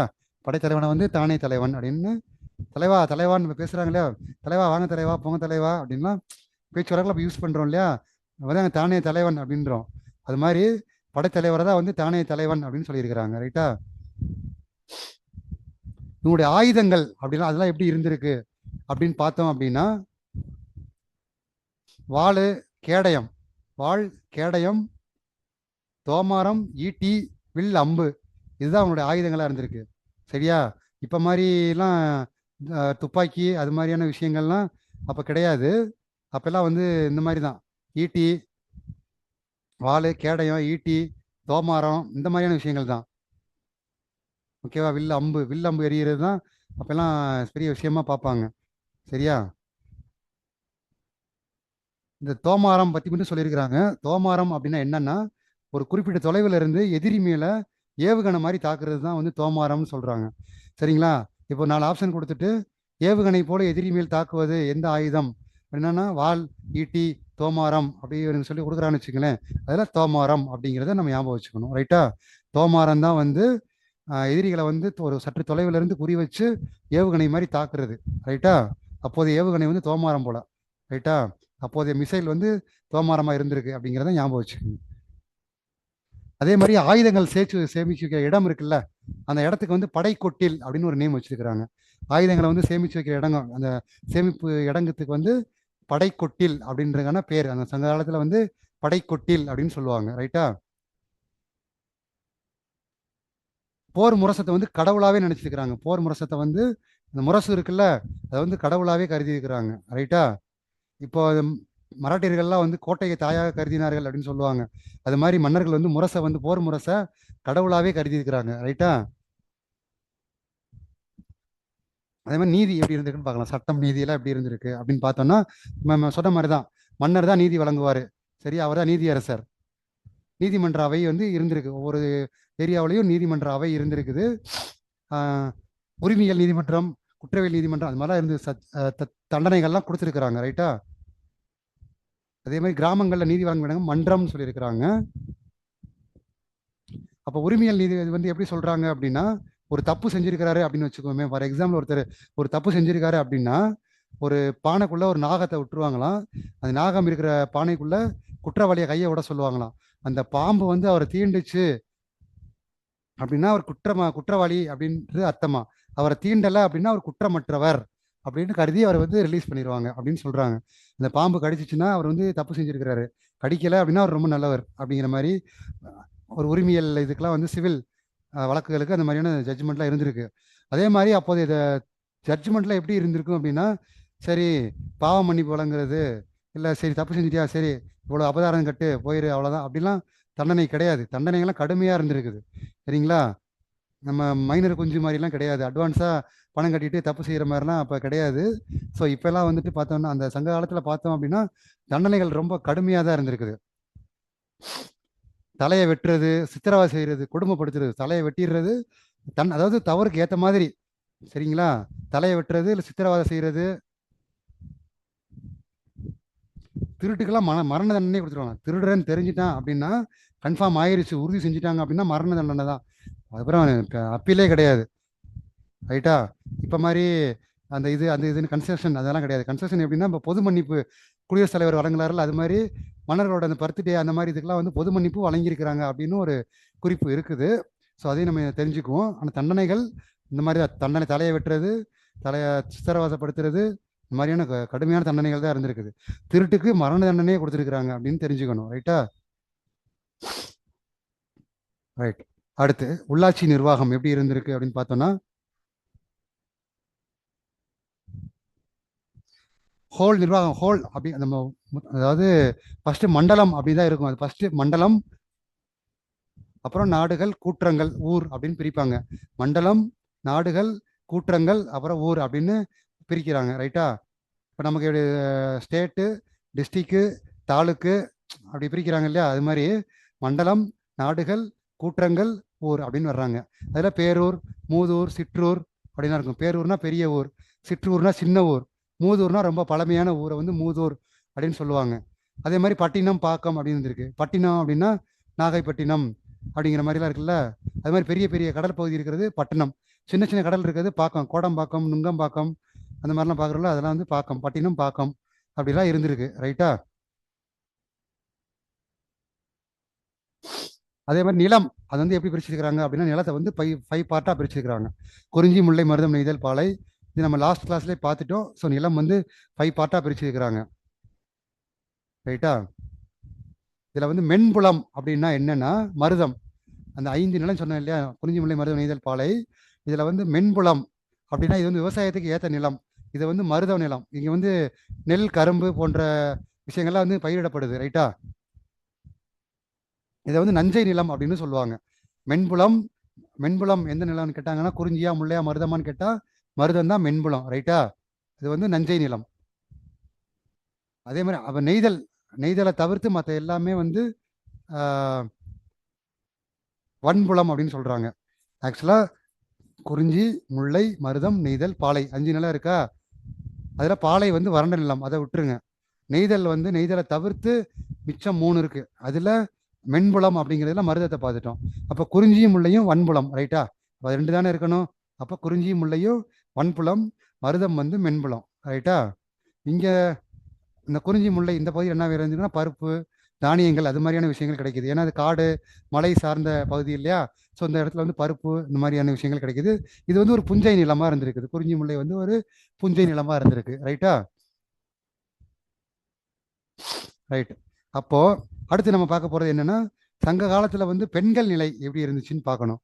இப்போ மாதிரி இப்போ கூட ஓகே, பெண்கள் நல்லா அட்வான்ஸாக வந்துட்டாங்க. கொஞ்சம் இடைப்பட்ட காலத்தில் பார்த்தோம் அப்படின்னா பெண்கள் வந்து அடிமையாகவே வச்சுருப்பாங்க. பெண்களுக்குன்னு எந்த உரிமையும் கிடையாது. ஆண்கள் சொல்கிறத தான் கேட்கணும், அடிபணிஞ்சு தான் நடக்கணும். நீ என்ன சொல்லுது, ஒரு பெண் தானே போ அப்படின்னு சொல்லுவாங்க. பெண்ணை வீட்டுக்குள்ளே பெண்ணை பூட்டி வைப்போம் அப்படின்லாம் நம்ம பாடல் வரிகள்லாம் கேள்விப்பட்டிருப்போம். ரைட்டா? ஸோ அந்த மாதிரி அடக்குமுறைகள் நிறையா இருந்திருக்கு. ஆனால் சங்க காலத்தில் வந்து பார்த்தீங்கன்னா அப்படி கிடையாது. பெண்கள் நிலை வந்து ரொம்பவே நல்லா இருந்திருக்கு. பெண்களுக்கு சுயமாக முடிவெடுக்கிற உரிமை இருந்திருக்கு. சரிங்க? அவங்களுடைய வாழ்க்கையை வந்து அவங்களே டிசைட் பண்ணிக்கலாம். என் லைஃப் இப்படி தான் அப்படிங்கிறத அவங்க முடிவெடுக்கலாம். இவங்க தான் முடிவெடுத்து அதை கட்டுப்படணும் அப்படிங்கிற மாதிரிலாம் பெண்கள் நிலை கிடையவே கிடையாது. ரைட்டா? பெண்கள் அவங்க முடிவை வந்து அவங்களே எடுக்கலாம் அப்படிங்கிற மாதிரி தான் இருந்திருக்கு. அதே மாதிரி ஒருத்தனுக்கு ஒருத்தி, குறவனுக்கு குறத்தி, அதுதான் இருந்திருக்கு அப்போ. இப்போ மாதிரிலாம் இல்லை. ரைட்டா? ஒருவனுக்கு ஒருத்தி, அதுதான் கற்பு வந்து கற்பொழுக்கம். பெண்களை பொறுத்தளவுக்கு கற்பொழுக்கம் வந்து ஒரு முக்கியத்துவம் வாய்ந்ததாக கருதப்பட்டிருக்கு. ரைட்டா? கற்பொழுக்கம் வந்து ரொம்ப முக்கியத்துவம் வாய்ந்தது. ரைட்டா? அதே மாதிரி ஒரு பெண்கள் திருமணம் செய்கிறாங்க அப்படின்னா அவங்களுக்கு வந்து நீ இவனை தான் பண்ணணும் அவனை தான் இல்லை, பெண்கள் யாரை விருப்பப்படுறாங்களோ அவங்களே அவங்க திருமணம் செஞ்சுக்கலாம். ரைட்டா? அது மாதிரி இப்போ மாதிரி லவ்க்கா எதிர்ப்பெல்லாம் கிடையாது. அப்போ லவ் பண்ணால் ஓகே பண்ணிடுவாங்க போல. ரைட்டா? அது மாதிரி தான் லவ் மேரேஜுக்கு அக்செப்ட் பண்ணியிருக்கிறாங்க. பெண்களோட விருப்பத்தின் பேரில் திருமணமே நடந்திருக்கு அப்படின்னு சொல்கிறாங்க. அதே மாதிரி சொத்து உரிமையும் வழங்கப்பட்டிருக்கு, அதையும் பார்க்கணும். ஆண்களுக்கு வழங்கப்படுறது போல சொத்து உரிமையும் பார்த்தீங்கன்னா பெண்களுக்கு ஈக்குவலாக வழங்கியிருக்கிறாங்க. ஸோ நீ பெண் தானே, உனக்கு எதுக்கு சொத்து, நீ தான் கல்யாணம் பண்ணி போயிட்டல, அப்படியே போயிரு அப்படின்லாம் கிடையாம இப்போதான் நிறைய சட்டங்கள்லாம் போட்டுட்டு இருக்காங்க. நான் அப்பெல்லாம் வந்து இயல்பாகவே சொத்துரிமை வந்து இருந்திருக்கு, நடைமுறையில் இருந்திருக்கு. அதே மாதிரி அப்போ புலவர்கள் வெள்ளி வீதியார், ஆதிமந்திரியார், காக்கை பாடினியார், ஔவையார், ஸோ அந்த மாதிரி நிறைய பெண் புலவர்கள் எல்லாம் இருந்து கிட்டத்தட்ட 40க்கும் மேற்பட்ட சங்ககால பெண் புலவர்கள் இருந்ததா சொல்றாங்க. ரைட்டா? ஸோ அந்த அளவுக்கு பெண்கள் அப்பவே அந்த அளவுக்கு கல்வி கற்றிருக்கிறாங்க, படிச்சிருக்கிறாங்க அப்படிங்கிறது நம்ம இது மூலமா தெரிஞ்சுக்கிறோம். புலவராக இருக்கணும், சும்மா புலவர் ஆயிட முடியுமா? ரைட்டா? இந்த மாதிரியான புலவர்கள் நிறைய இருந்திருக்கிறாங்க, பார்த்துக்கோங்க. ஓகே. அதே மாதிரி அப்போ பெண்களுக்கு வந்து கற்பொழுக்கம் பார்த்தோம் இல்லையா, அது மாதிரி ஆண்களுக்கு கற்பொழுக்கம் இருந்துச்சுன்னா அதெல்லாம் கட்டுப்பாடு இல்லை. அவங்க யார்கிட்ட வேணாலும் பண்ணி இது மாதிரி பண்ணியிருந்திருக்காங்க. நிறைய பரத்தையர்கள் தேடிலாம் போயிருக்காங்க அப்படின்னு நிறையா குறிப்புகள் இருந்திருக்குது. சரிங்களா? பரத்தையர்கள்ட்ட இருந்து வந்துட்டாலும் அந்த உள்ளபடியே தன் கணவன் அப்படின்ற மாதிரி அந்த பெண்கள் வந்து ஏற்றுக்கிட்டாங்க அப்படிங்கிற மாதிரி தான் சொல்லியிருக்கிறாங்க. அப்போ 2 வகையான பரத்தையர்கள் இருந்ததா சொல்கிறாங்க. அப்போ 2 வகையான பரத்தையர்கள் இருந்ததா சொல்கிறாங்க. ஒன்று சேரி பரத்தை, இன்னொன்று கடல் பரத்தைன்னு இருந்திருக்கிறாங்க. ரைட்டா? ஸோ நம்ம அது ரொம்ப டீப்பாக போக வேண்டாம். இந்த மாதிரிலாம் இருந்திருக்கிறாங்க அப்படின்னு ஜஸ்ட் ஒரு இதுக்காக தெரிஞ்சுக்கிட்டா போதும். அதில் கடல் பரத்தை கொஞ்சம் வசதியானவங்க அப்படிங்கிற மாதிரியான ஒரு கான்செப்ட் வந்து அப்போ இருந்திருக்குது. ரைட்டா? ரைட். பண்ணுறது தப்பு, இதில் அவங்க பெஸ்ட்டுன்னு சொல்கிறாங்க. ரைட். ஓகே. அப்புறம் வந்து பெண்கள் நிலைமை பற்றி பார்த்துட்டு, பெண்கள் நிலை நல்லா இருக்குது அப்படின்றதெல்லாம் பார்த்துட்டோம். ஓகே, நிலவரி அந்த இதெல்லாம் பற்றி பார்த்துட்டோம். அடுத்து மதம் அதெல்லாம் எப்படி இருந்திருக்கு, அதை பற்றி கொஞ்சம் சமூக பிரிவுகள் பற்றி பார்த்துடலாம். இப்போ அந்த அவரோட முதன்மை கடவுள் அப்படின்னு பார்த்தோம்னா முருகன், சேயோன், செங்குடியில் சேயோனே அப்படின்னு சொல்லுவோம்ல, அவர் தான் முருகன். சேயோன் அப்படின்னா யாரு? முருகன். முருகன் தான் முதல் கடவுளாக இருந்திருக்காரு. அதுக்கப்புறம் சிவன், மாயோன், திருமால், அது மாதிரி நிறைய கடவுள்கள் இருந்திருக்கிறாங்க. அப்போ வந்து பார்த்தீங்கன்னா சங்க காலத்தில் சாதிய முறைகள்லாம் வந்து கிடையாது. ரைட்டா? பிற்காலத்தில் வந்து இந்த ஆரியர்கள் வந்து தான் சாதியெல்லாம் பரப்பி நமக்குள்ள பிரிவினை ஏற்படுத்தி அது மாதிரிலாம் பண்ணிட்டாங்க. ஸோ நம்ம சங்க காலத்தில் வந்து சாதிய முறைகள் வந்து பெரிய அளவுக்கு வலுவானதாக இல்லை. அப்போ தொழிலின் அடிப்படையில் தான் வந்து மக்கள் இருந்திருக்கிறாங்க. ரைட்டா? வாணிபம் செய்கிறவங்களை வந்து வாணிபம் செய்கிறவங்க அப்படின்னும், வேளாண்மை செய்கிறவங்க வேளாளர்கள் அப்படின்னும், போர் செய்கிறவங்கள மறவர்கள் அப்படின்னும், பறையர் அப்படின்னு அந்த மாதிரி ஒவ்வொருத்துக்கும் ஒரு ஜாதி இருந்திருக்கிறாங்க. ஸோ அந்த ஜாதி வந்து எல்லாரும் ஈக்குவல் தான், அவங்கவுங்களுக்கு அந்த தொழில் அப்படிங்கிற மாதிரி தொழில் ரீதியாக தான் பிரிச்சிருக்காங்களே தவிர இப்போ மாதிரி உயர்ந்தவன் தாழ்ந்தவன் அப்படிங்கிற மாதிரிலாம் அப்போ கிடையவே கிடையாது. ரைட்டா? பின்னாடி வந்தவங்க தான் வந்து ஜாதியை ஒன்று கிளப்பி மக்கள்கிட்ட சண்டையை மூட்டி இந்த மாதிரிலாம் பண்ணிட்டாங்க. ரைட்டா? அதே மாதிரி அவங்களுடைய அவங்களுடைய வழிபாடு எப்படி இருந்திருக்கு அப்படின்னு பார்த்தோன்னா, நடுகள் வழிபாடு தான் வந்து வீரக்கல் நடுகள், அதுதான் வந்து முக்கிய வழிபாடாக இருந்திருக்குது. நடுகள் அப்படின்னா என்னன்னா, ஒரு போர் புரிஞ்சு இறந்த ஒருத்தருக்கு வழிபடுவாங்க. இப்போ கல்லறை மாதிரி தான் வச்சுக்கிங்களேன். அது கல்லறை இது பண்ணி அதில் வழிபடுறதா வந்து நடுகள். ஓகேவா? இதான் நடுகள் வழிபாடு பெரும்பாலும் வழக்கத்தில் இருந்திருக்கு அப்படிங்கிறதையும் நம்ம தெரிஞ்சுக்கணும். அதே மாதிரி சமணம், பௌத்தம் அதெல்லாம் வந்து நடைமுறையில் இருந்திருக்கு ஓரளவுக்கு. அங்கங்கே பிற்காலத்தில் லேட் சங்கம்ல வந்து சமணம், பௌத்தம்லாம் கூட இருந்திருக்குதா சொல்கிறாங்க. ரைட்டா?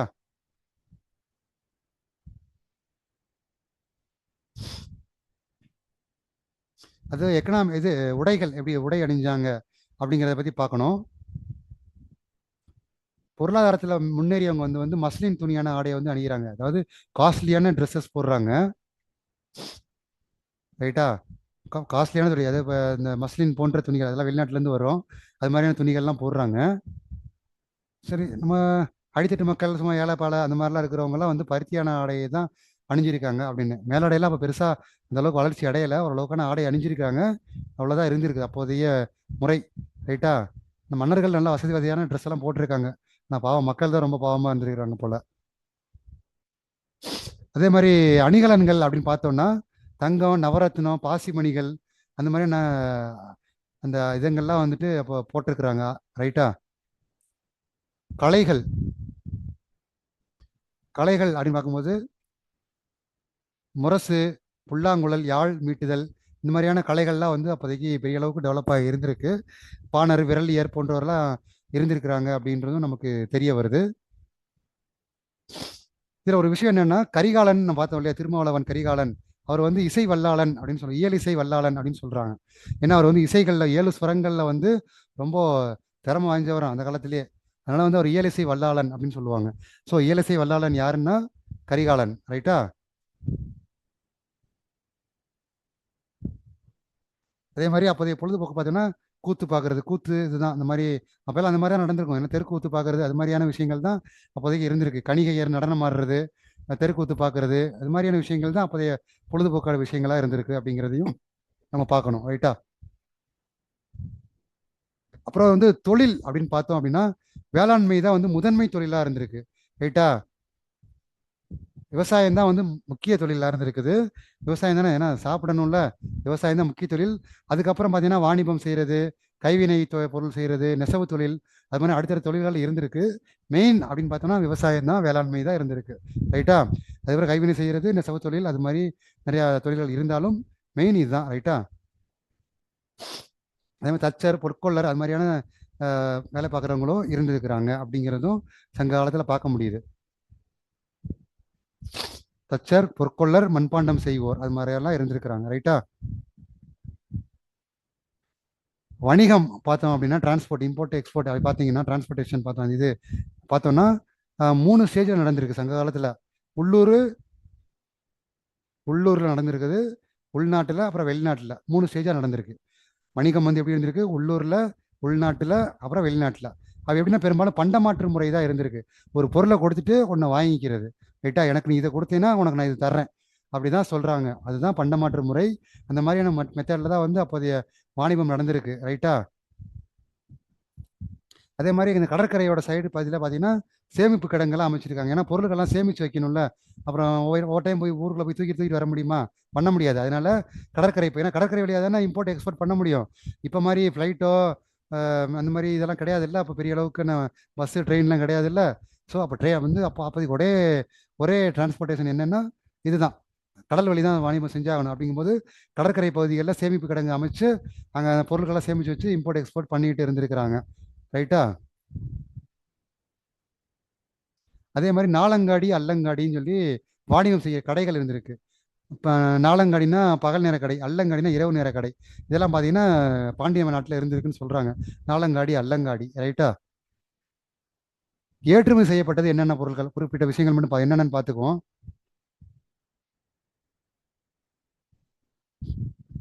மிளகு, மிளகு, முத்துக்கள், பட்டுக்கள், நறுமண பொருட்கள், இது மாதிரியான விஷயங்கள்லாம் வந்து இங்கேருந்து நமக்கு எக்ஸ்போர்ட் பண்ணியிருக்கோம் வெளிநாட்டுக்கு, ரைட்டா? மிளகு, முத்துக்கள், ரைட்டா?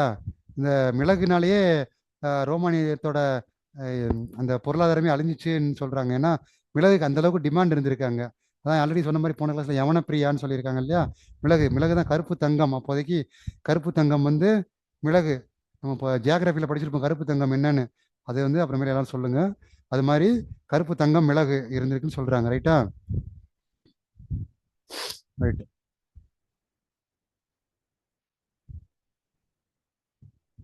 அதே மாதிரி நமக்கு வந்தது என்னென்னு பார்த்தோம் அப்படின்னா புஷ்பராகம், அந்த திராட்சை மதுக்கள், அந்த மாதிரியான விஷயங்கள் தான். வெளிநாட்டுலேருந்து நிறைய அப்போ இருந்தே சரக்குலாம் வந்திருக்கு. ஐ திங்க் இந்த ட்ரிங்க்ஸ்லாம் வந்திருக்குது, ரைட்டா?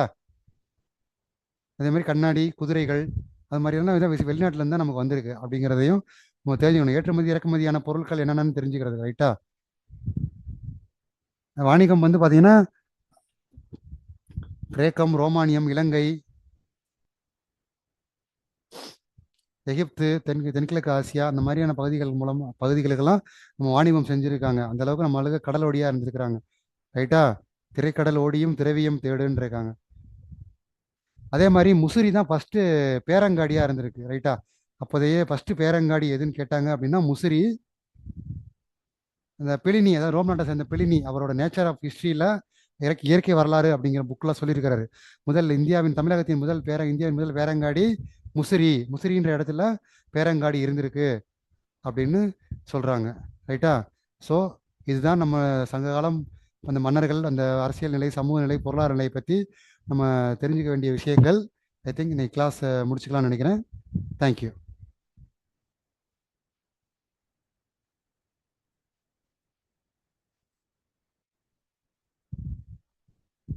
மேடம் ஸ்டாப் ஸ்டாப் பண்ணிடலாம் மேடம்.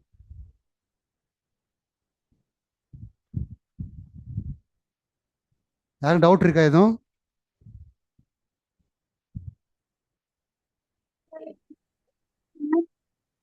சொல்லுங்க. சார் நான் மதுரை ராஜலட்சுமி சார் என் பேரு. வணக்கம் வணக்கம், சொல்லுங்க மேடம். வணக்கம் சார். சார் பேரங்காடினா என்ன சார்? அங்காடின்னா என்ன? கடை. என்ன கடை? ரேஷன் கடையா? ரேஷன் கடை. இல்லை, அங்காடி தெருன்னு ஒரு படம் பார்த்துருக்கோமா? அங்காடி தெரு. ஆமா சார். அப்போ அங்காடின்னா என்ன? பெரிய கடைகள் இருக்கிறதா? பேரங்காடினா பெரிய அங்காடி, பெரிய கடை, பெரிய பெரிய கடை. கடைங்க. பெரிய இது விஷயம் அங்கே எல்லாமே கிடைக்கும், அந்த மாதிரியான விஷயங்கள் வச்சுக்கோங்களேன். பேரங்காடி. ஆமா சார். அங்காடினா கடை. கடை. ரைட்டா? அது மாதிரி ஓகே வச்சுக்கோங்க. சார். அது மாதிரி பொருட்கள் அப்போ வாணிபம் பண்ணியிருக்காங்கல்ல, அங்கே பொருட்கள்லாம் அங்கே தான் இருந்திருக்கும். Okay sir. Thank you sir. பண்டகசாலை, துறைவாரி பண்டகசாலையெல்லாம் கேள்விப்பட்டிருக்கீங்களா? இல்லை சார். பண்டகசாலை, துறைவாரி பண்டகசாலை என்ன வேலைலாம் கேள்விப்பட்டிருக்கீங்க? கேள்விப்பட்டிருக்கேன், ஆனா அது என்னன்னு தெரியாது சார். நீங்க +1 +2 என்ன குரூப் படிச்சீங்க? நான் புரியல. Ethics and Indian culture. Commerce இருந்துச்சா உங்களுக்கு? வணிகவியல் காமர்ஸ் இல்ல. இல்லையா? ஓகே ஓகே இல்ல சார். ஓகே. வேற யாருக்கு எதுவும் டவுட் இருக்குதா? சார் ஒரு டவுட் இருக்கு ஆ சார். இந்த முல்லை மருதம் நெய்தல்ல இருக்குல்ல, ஆமா. அதே சார்ந்த கொஸ்டின்ஸ் வருமா சார்? அதே சார்ந்த அது கொஸ்டின்ஸ்னா அதை டீப்பா படிக்கணுமா இல்ல மேலோட்டமா படிச்சுட்டா போதும்? கண்டிப்பா டீப்பா தான் படிக்கணும். நான் உங்களுக்கு போன கிளாஸ்ல மேலோட்டமா சொல்லியிருப்பேன். Okay sir. ரைட்டா? நீங்க ஆமா. தமிழ்லையும் படிப்பீங்க இல்லையா? ஆமா ஆமா தமிழ்லையும் அது படிக்கணும். ஒரு அதான் கொஞ்சம் அட்டவணை டீப்பா மாதிரி தான், இருக்கும். அட்டவணை மாதிரி இருக்கும். டீட்டெயிலாக தான் ஓகே படிக்கணும். சார். அப்போ முருகன் கடவுள் யாரு, என்ன தொழில், வேட்டையாடுதல், என்னென்ன இது பண்ணாங்க, அது மாதிரியான விஷயங்கள். அதே மாதிரி முல்லைனா என்ன, அவங்க தொழில் என்ன, அவங்க மண்ண இது யாரு, கடவுள் யாரு, அவங்களுடைய அந்த அது உரிபொருள் கருப்பொருள் அதெல்லாம் பார்த்தோம்ல. முதல் ஆமா பொருள், ஆமா. உரிபொருள், கருப்பொருள், அதே மாதிரி நிலமும் பொழுதும் என்ன, அது மாதிரிலாம் டீப்பாக தான் படிக்கணும். Okay sir. ம். இப்ப சார் வணக்கம். அரசர்கள்ல கூட நம்ம இப்ப படிச்சது போதுமா, இன்னும் படிக்கணுமா சார் இதுல? புரியல, அரசர்கள் பத்தி? அரசர் சேலர், சோழர், பாண்டியரை பத்தி இது போதுமா? இப்ப நீங்க சொன்னவங்க போதுமா இல்ல இன்னும் நிறைய நோட்ஸ் எடுக்கணுமா சார் இந்த நோட்ஸ் டாபிக்ல? பெரிய அளவுக்கு இல்லை. அதான் பெஸ்ட்டாக இருக்க அரசர்கள் மட்டும் கொஞ்சம் டீட்டெயிலாக கொஞ்சம் படிச்சுட்டா போதும். ஃபஸ்ட்டு லாஸ்ட் மட்டும் லைட்டாக தெரிஞ்சுட்டு யார் என்ன அவங்க என்ன இதுன்னு மட்டும் பேசிக்காக தெரிஞ்சுக்கிட்டு அந்த பெஸ்ட்டாக ஒருத்தர் இருந்திருப்பார்ல, ஒரு இதுலேயும் ஒரு பெஸ்ட் இருப்பார். அது மாதிரி ஆமா. பெஸ்ட்டாக அவ்வளோ வந்து கொஞ்சம் டீட்டெயிலாக தெரிஞ்சுக்கலாம் அவங்க யார் என்னென்ன பண்ணாங்க ஏதுன்றதை. Okay sir. தேங்க்யூ. இப்போ சோழர்கள்னாலே ராஜராஜ சோழன் தானே சொல்கிறோம். ஏன் சோழ மன்னர்கள் வேறு யாருமே இல்லையா? அது மாதிரி தான். இருக்காங்க, ஆனா பெஸ்டா அவர் தான் இருக்காரு. அவர் தான். அது மாதிரி வச்சுக்கலாம். பெஸ்ட்டு யாரோ அவங்கள பற்றி நம்ம ஓகே. டீட்டெயிலாக படிச்சுக்கணும். மற்றபடி ஃபஸ்ட்டு ஆ லாஸ்ட் ஓகே யார் சார். இருந்தாங்க அப்படின்னு தெரிஞ்சுக்கணும். Okay sir. ம்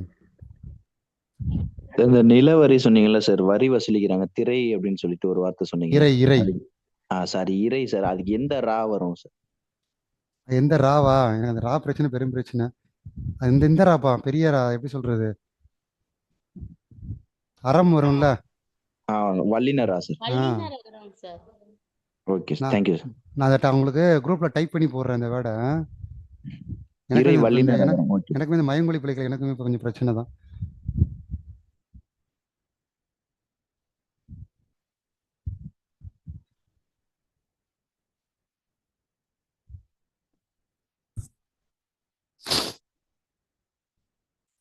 வேற யாருக்காவது டவுட் இருக்கா? சார் இந்த சோழர்களுக்கு, இந்த இளவலுக்கு வந்து இளங்கோன்னு சொன்னீங்கல்ல சார், ஆமா. அது இளங்கோ வடிகள் அப்படின்னு சொல்லி பாண்டிய மன்னருக்கும் வருது இல்ல சார்? யாருக்கு இருக்கா? யார் இருக்கா? இல்ல, இளங்கோ வடிகள் அவர் பேரு அதானே சார்? இளங்கோவடிகள் சோழ மன்னர் தானே, சோழர் தானே. சாரி சேரர், சாரி சேரர். சேரர். சோழர்னு சொல்லிட்டனோ? இல்ல சார், இளங்கோன்னு சொன்னா சோழர்களோட இளவரசர், இளையவர் அப்படின்னு சொல்லி சொன்னீங்க சார். இல்ல சேரர்லயும் இளங்கோவடிகள்னு வரல, அந்த கன்ஃபியூஷன்ல தான் இல்ல, சார். சேரர் தான் இளங்கோவடிகள். சோழர்களுக்கு வந்து இதுன்னு சொன்னேன், என்னது சென்னின்னு தான் சொன்னேன். இளங்கோ இளஞ்சேர் சென்னி அப்படி.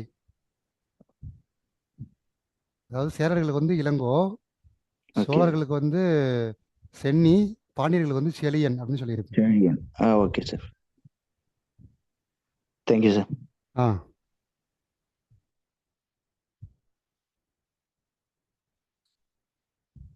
கிளாஸ் புரியுதா? சார் கிளாஸ் சூப்பரா இருந்துச்சுங்க சார். நான் வேகமா போறேனான்னு தெரியல. இன்னும் கூட விடாம எல்லாமே எடுத்திருக்கீங்க. ம். சார் கிளாஸ் சூப்பரா இருந்துச்சு சார். அப்படியே homework சார் சூப்பரா இருந்துச்சு sir class. Okay okay sir ரொம்ப அருமையா இருந்துச்சு சார் எல்லாம் ஓகே கரெக்டா ஓகே. என்ன உங்களுக்கு நிறைய வேகமா போல சார், கரெக்டா ஓகே. தான் போறீங்க. என்னை விட நிறைய விஷயம் உங்களுக்கும் தெரியும். ஏன்னா நிறைய பேர் தமிழ் டிபார்ட்மெண்ட் ஹிஸ்ட்ரி டிபார்ட்மெண்ட்லாம் இருப்பீங்க. சார். எஸ் சரியா? சார். ஏதாவது ஒன்று ரெண்டு விட்டுருந்தா ஷேர் பண்ணிடுங்க. ரைட்டா? Okay sir. Okay sir. என்ன நான் அந்த டிபார்ட்மெண்ட் இன்னும் கொஞ்சம் நம்ம நிறையா படிச்சிருப்போம் அட்வான்ஸ்டாக.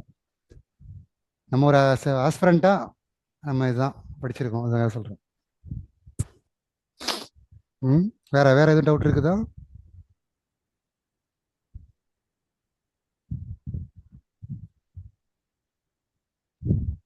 சார் இல்ல நல்லா சார். அமைதியாயிட்டீங்க. டவுட் இல்லைங்க சார். எந்த டவுட்டுமே இல்லையா? அப்ப நான் கேள்வி கேட்கலாமா? கேட்கலாமா? Okay sir. பாதி பேர் லெஃப்ட் ஆயிருவீங்களே. இல்ல லெஃப்ட் ஆக மாட்டீங்கல்ல? சார் நீங்க கேளுங்க இருக்கிற ஏழுங்க, கேட்குற கேள்வியை பொறுத்து லெஃப்ட் ஆகுறதா இல்லை குரூப்ல இருக்கிறதான்னு முடிவு பண்ணுன்றீங்களா? ஓகே. அப்படிலாம் இல்லைங்க சிபிதேசம் சார். சிபிதேசம்னு யார் சொன்னது? தண்டி. சார் தண்டி. தண்டி. சார் தண்டி தான் சார். தண்டி ஓகே, தண்டி தான். கிண்டி இல்லைல்ல? தண்டி தான் சார். சரி சரி. நான் தண்டி தான் கிண்டியான்னு சார். பார்த்தேன். Okay okay. இந்தியா அது ஒரு ஏரியா பேர். கிண்டி வந்து சென்னையில் இருக்கா? ஆமா சார் அந்த சார். புக் நேம் மட்டும் ஒரு டைம் சொல்லிடுங்க சார். தண்டி. அந்த புக் நேமா? ஆமாங்க சார். இந்த ஒரு நிமிஷம். தச சரித்த வரலாறு. தச வரலாறு. தசகுமார சரித வரலாறு. சரிங்களா? Okay sir. யாராவது ஹிஸ்ட்ரி ஸ்டூடெண்ட் யாராவது சொல்லுங்க. ஹிஸ்ட்ரி இருக்கீங்களா? யாராவது ஹிஸ்ட்ரி? Yes sir. உங்க பேரு? திவாகர். திவாகர். நீங்க ஹிஸ்ட்ரியா? எம்ஏ பிஎடா இல்லை பிஏ பிஎடா? பிஏவா? Sir BA. பிஏவா? Yes sir. வேற? Sir Muruganantham sir. நீங்க ஹிஸ்ட்ரியா? ஆமா sir, third PhD sir. Okay. வேற யாரு ஹிஸ்ட்ரி?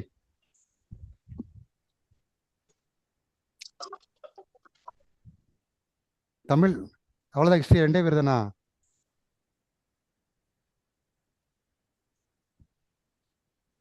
என்னப்பா அவ்வளோதானா ஹிஸ்ட்ரி?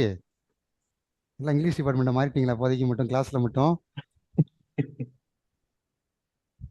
ஹிஸ்ட்ரி சொன்னாதான்டா நீங்க கேள்வி கேட்பீங்க. நாங்கள் இங்கிலீஷ் டிபார்ட்மெண்ட் அப்படின்னு சொல்லிடுறீங்களா? அப்படி சொன்னாலும் கேள்வி கேட்பேன். அவ்வளவுதான் சார். அவ்வளோதான். ரெண்டு பேர் தான் ஹிஸ்ட்ரியா? சார் நம்ம இங்கிலீஷ் டிபார்ட்மெண்ட் சார். இங்கிலீஷா? Yes sir, yes sir. Mohammed Afsar பேரு. சரிங்க சார், சரி சார்.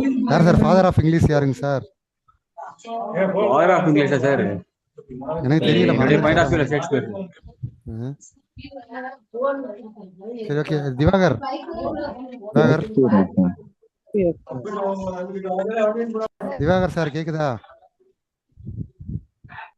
திவாகர் சார். சார் கேக்குதா? கேக்குது. ஹலோ. கேக்குதுல்ல? சொல்லுங்க sir. Okay okay. Yes sir. Yes sir. Okay. சோழர்கள்ல வந்து முதல் மன்னன் யாருன்னு சொன்னேன்?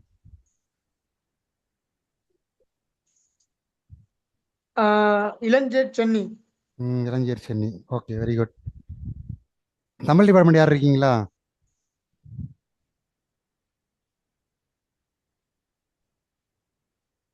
சார் நான் பிஏ தமிழுங்க சார். உங்க பேருமா? பவினாங்க சார். பவினா. படிச்சிட்டு இருக்கீங்களா? முடிச்சிட்டீங்களா?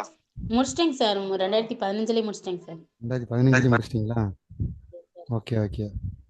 உங்க அப்ப தெரியும். சங்க காலத்துல பெண்கள் நிலை பத்தி சொல்லுங்களேன். சார் அந்த அளவுக்குலாம் படிக்கலைங்க சார். கரசுல படிச்சேங்க சார். அந்த அளவுக்கு படிக்கலையா? அப்ப கரசுல படிச்சீங்களா?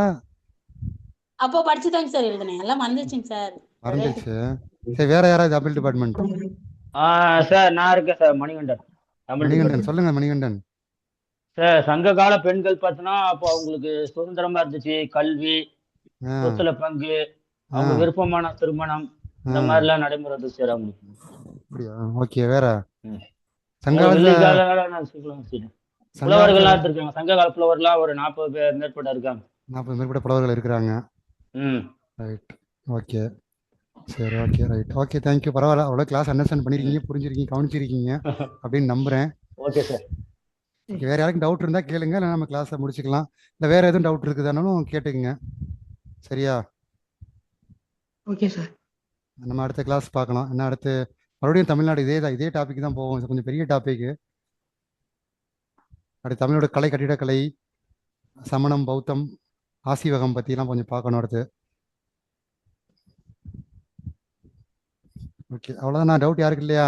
சார் டவுட் சார், இதுக்கு ஏதாச்சும் பிடிஎஃப் இருக்கா சார்? எதுக்கு சார்? இதுக்கு நான் கிளாஸுக்கா? கிளாஸ் இல்ல சார், தமிழ்நாடு டிஸ்ட்ரிக்ட் பிடிஎஃப்.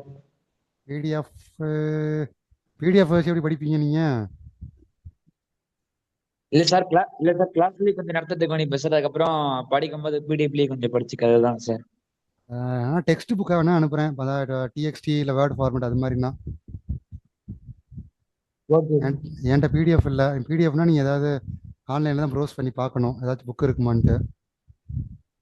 முதல் ஸ்கூல் புக்கில் உள்ள டீட்டெயில்ஸ் நல்லா படிங்க. அதில் உள்ள இன்ஃபர்மேஷன் படித்தாலே உங்களுக்கு நிறையா இன்ஃபர்மேஷன் கிடைக்கும். சார் இப்போ எடுத்தாங்களே ரெக்கார்ட் பண்ணாங்களாங்க சார், அந்த ரெக்கார்ட் போடுங்க சார் குரூப்ல. அது சேனல்ல போடுவாங்க. மேம் டெலிகிராம்ல போடுவாங்க. ஒரு சேனல் இருக்கு டெலிகிராம்ல. அதுல போடுவாங்க. நாங்க இல்லைங்களே. டெலிகிராம்ல இன்ஸ்டால் ஆட் பண்ணுவாங்க. சார் டெலிகிராம் சேனல் போடவே இல்லையே சார். ஆட் பண்ணுவாங்க சார். இன்னும் கொஞ்ச நாள். லிங்க் போட்டாங்கன்னா ஜாயின் ஆயிக்கலாம். மேம் இன்னும் கொஞ்ச நாள் ஆட் பண்ணுவாங்க. யாராவது கரெக்டா கிளாஸ் குரூப்ல மெசேஜ் போடுங்க, நீங்க இந்த மாதிரி டெலிகிராம் சேனல் இல்லன்னு ஏதாவது போடுங்க. Okay sir. Okay.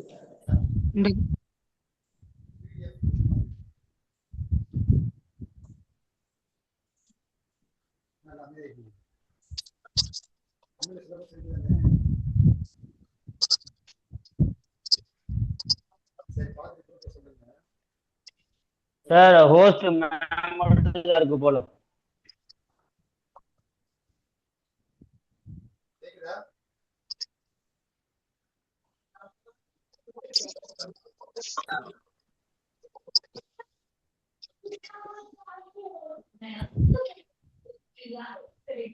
Ma'am Chitra ma'am.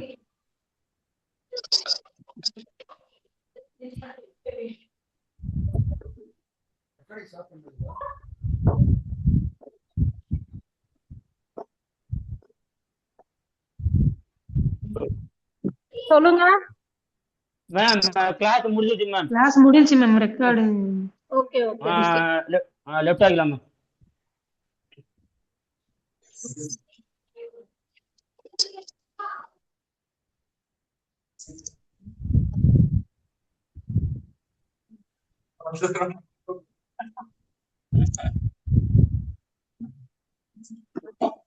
Class முடிந்து.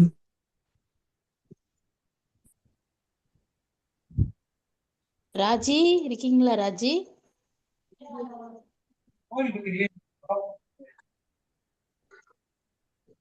ராஜி போயிட்டாங்க போல.